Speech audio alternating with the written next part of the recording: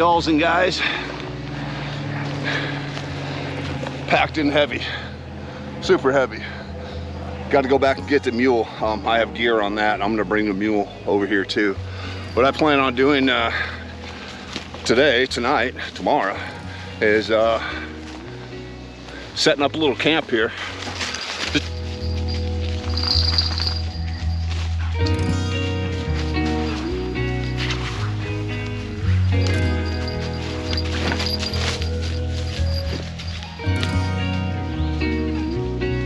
Pretty humid today.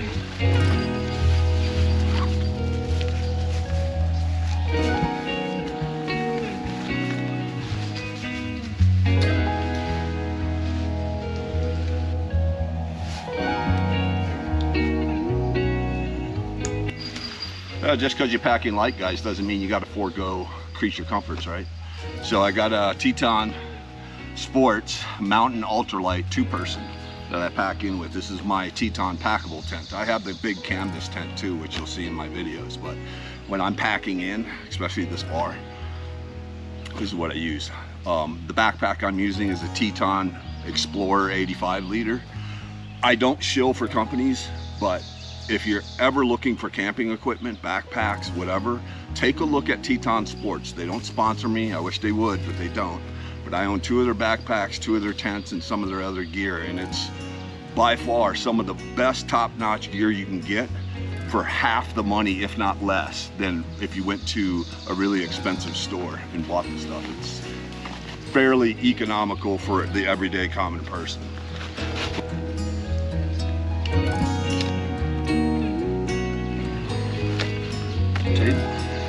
Nice. All right, crew. As we do,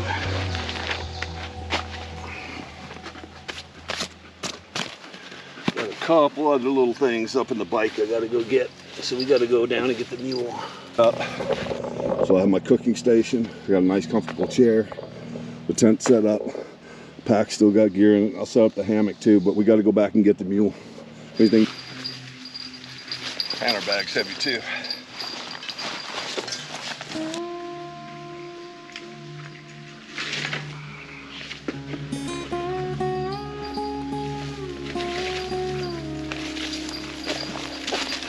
Yeah.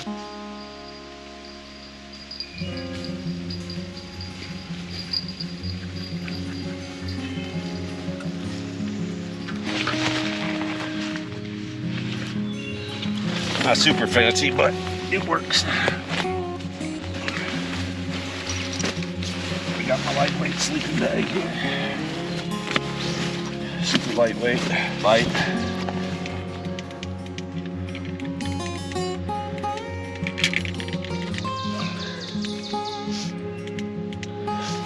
Get the fan. All right, crew. Well, the mule here. Sleeping quarters set up, tent set up, we got the gear, the table set up, got the hammock set up down there. We're gonna go down here to the creek and get moving some material. It's yeah, we got some hours to burn, but it's good.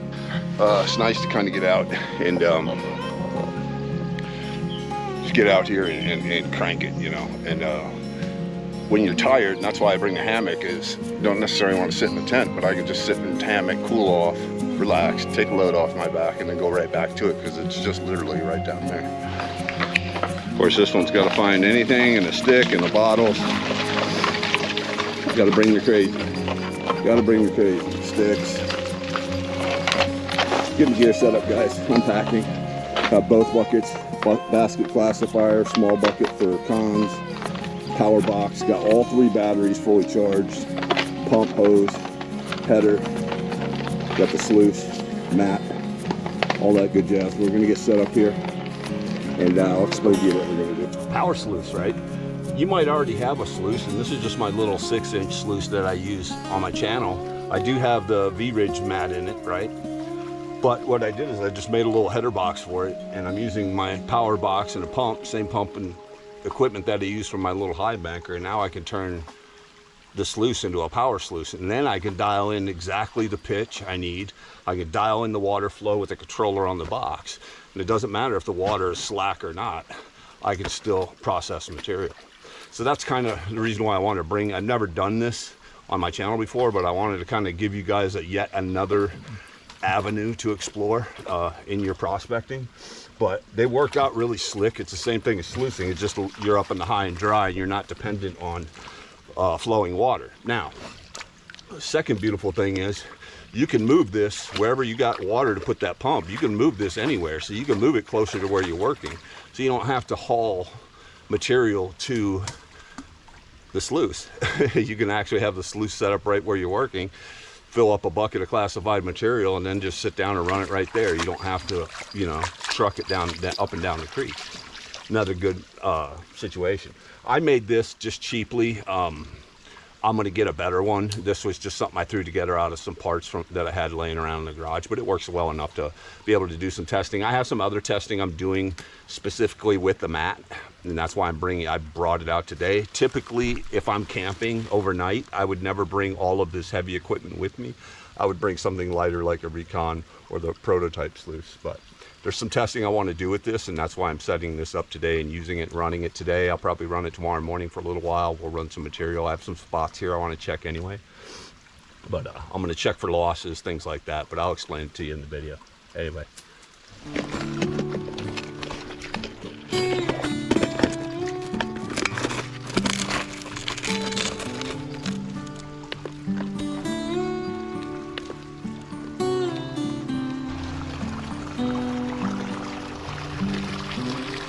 Some test sampling here. I'm going to rake some of this up, and then what I'm going to do is take a lot of this tailings and dump it back onto here. Since we've already worked this, but I'm just going to go ahead and scrape this back just one last good time, and then I'll take the overburden off of here, and then we'll start classifying this material about where this bucket's setting. We'll start moving that way.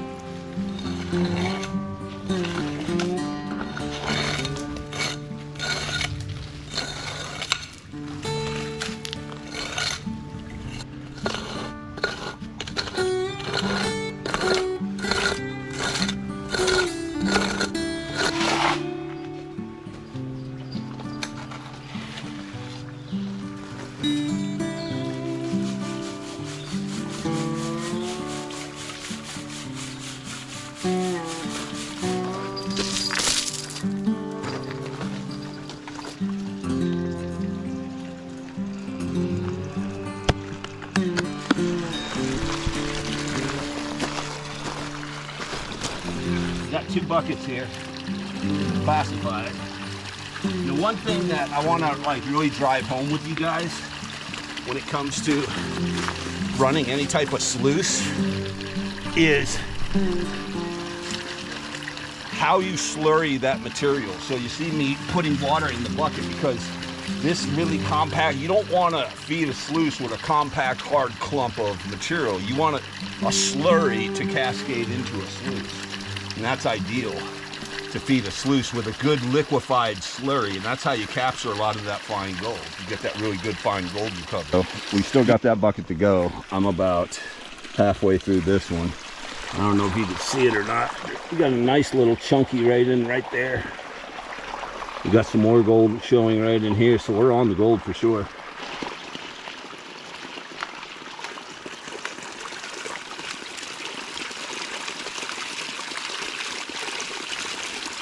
Nope.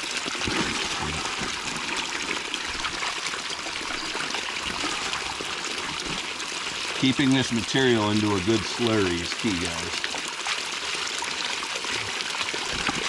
It's key.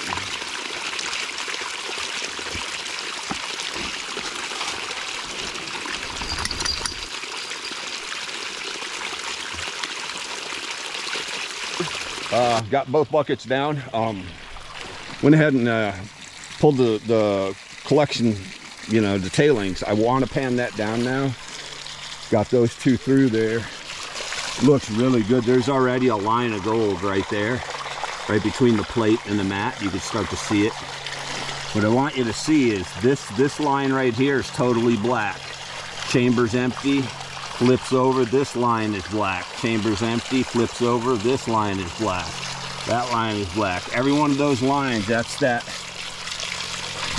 swirling that's happening in there, even down to the bottom. That line's black. That's holding all that heavy material tight into that the first groove of 4. There's 4 between each ridge. It's holding into that first one, so we could continue running until at least half of this is full black. I mean, but yeah, I'm gonna stop it just to save battery. I let it run just a little bit. I filled the buckets up with water from there, but I'm gonna stop it. We're gonna test pan this, see if we see anything, and we'll continue running this until I start to see something out of every 2 buckets.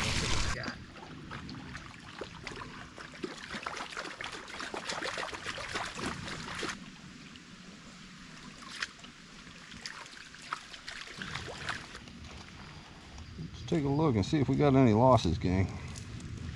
Well, gang, I'm not seeing anything in the tailings, so I'm going to transfer what's in here into the claw and pan it out, finishing with the claw. I just want to, I'm pretty sure there's nothing in here, but I just want to double check, and that's what I'm going to use the other pan for. Well, guys and dolls, I mean, there's not even a micro in there, and I was expecting at least one little tiny speck, but there's just nothing in there. Nothing in the tailings. But we're on gold, because you can see clearly there's some fine gold right between the plate, and you can see it in here, right? You can see the shotgun pellets. It's capturing up here, all up here. There's some fine gold in there, and we have nothing that was in this tailings right here. 0. Interesting. Hey gang, so you know, we're working up there in the front of this bar, and because the sun just hit this just right, I see like the bedrock has a pocket right there, so I took one shovel out of there and put it in the pan. And look at the size of the gold coming out of that, and that's right there. And then there's more up here. I might actually start working the guts of the stream right here. There's a nice another chunky piece right there, right up at the top. I haven't finished rolling this down yet. That's a pretty nice piece right there. Wow.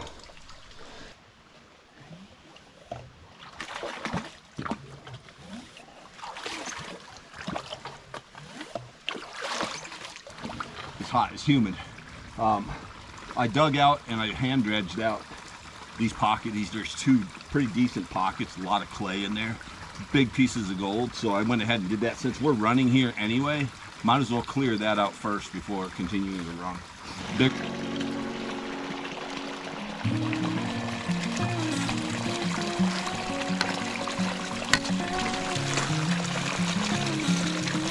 Right out, that gold is still holding up here that we had up there. It's still holding.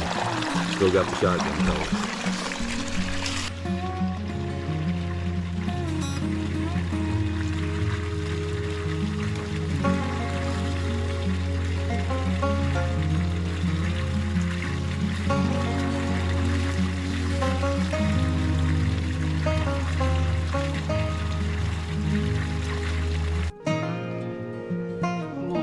Guys.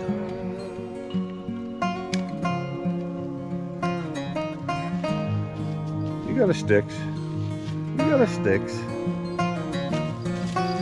Oh boy. Oh boy. Oh boy. Oh boy.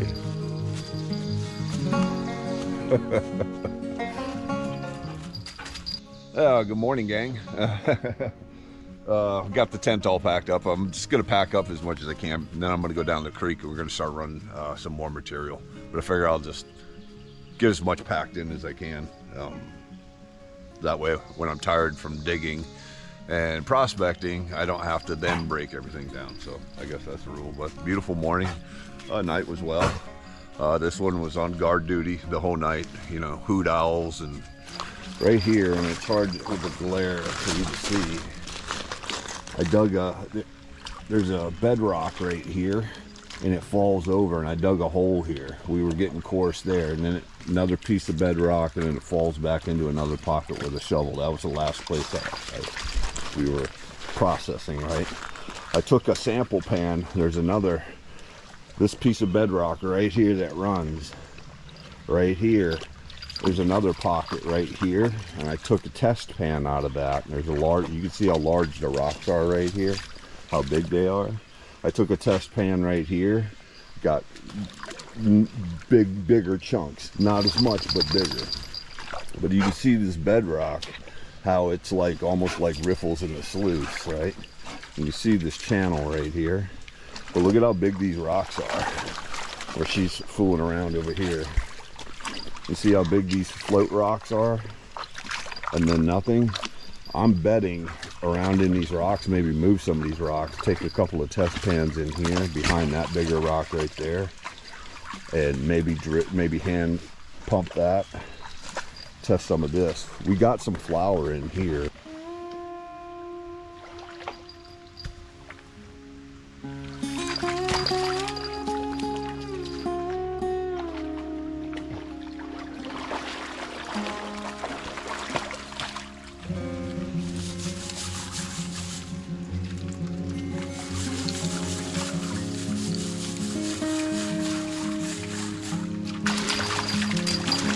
Hey, goodbye.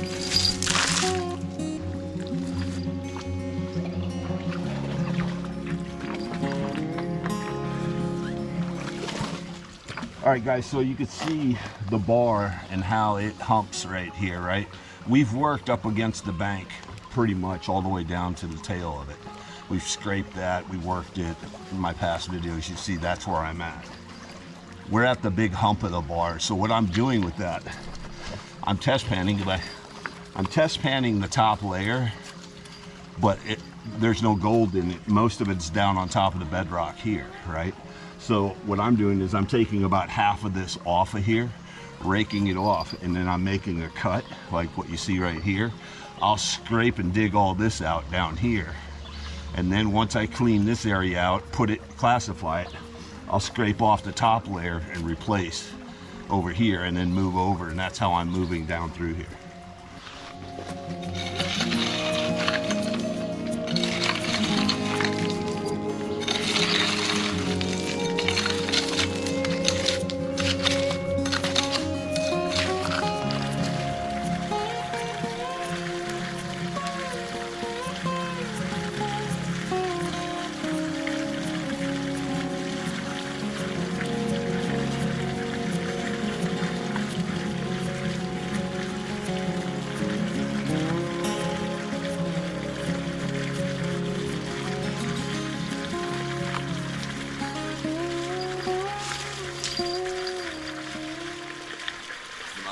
Little overnighter, getting out there and really working some material, being able to utilize that power sluice.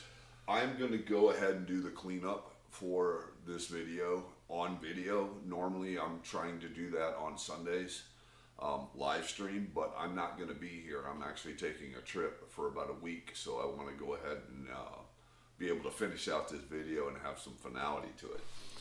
But this is literally all the cons we have out of 8 buckets of material. 8 of those 40-liter collapsible buckets, I was only filling about 3/4 of the way. So 8 of those buckets comes out to about 6 completely full buckets, right? These are 40-liter collapsible, lightweight, packable buckets that I'm filling, and I brought both of them. I was classifying with a basket classifier, filling them 3/4 of the way up. So it comes out, what this comes out to is about 6 full buckets. I'm not going to get crazy with videotaping the full cleanup, guys, just because I know this video is long. You have to forgive me on that. I did put a little jet dry in there. But like I said, we're just going to wet classify this.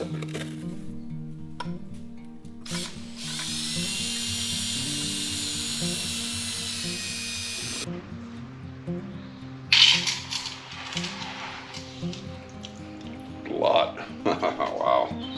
We got a chunker. Oh, we got a chunker. Well, that's cool. We'll take that. We're not done yet, but we'll take it.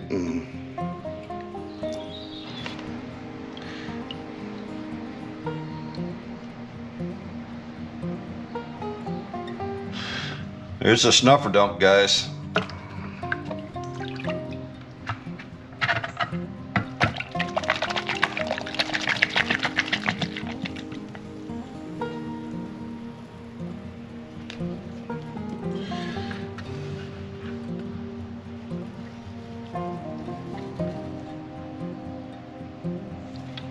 Look at all that fine gold too. Wow. Here we got it, gang. Now this piece looks black, but there's actually gold attached to that piece of black material. But we got fine gold still up here.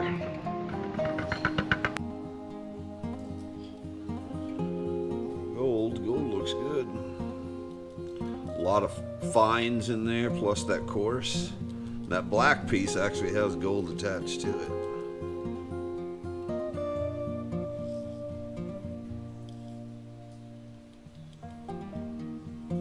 Well, let's see what we got, gang.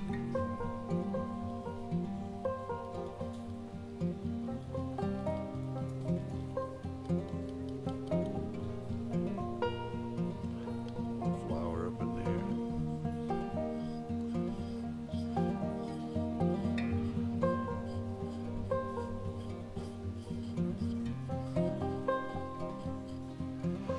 0.23. We'll take it. We'll take it.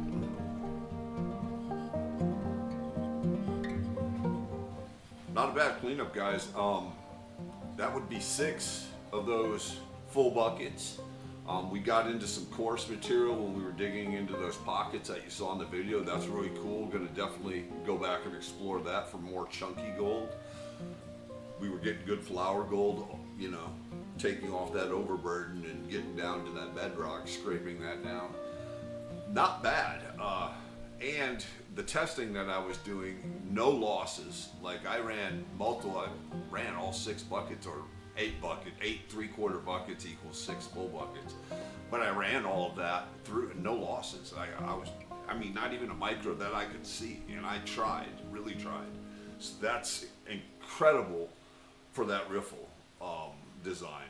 And wow, you know, and you saw how little of cons we had. I didn't have to go through a bunch of cons having to demagnetize, dry out. I mean, we did, but not to the extreme that I normally have to. So that's really promising. I was expecting at least some micro losses, and it could be.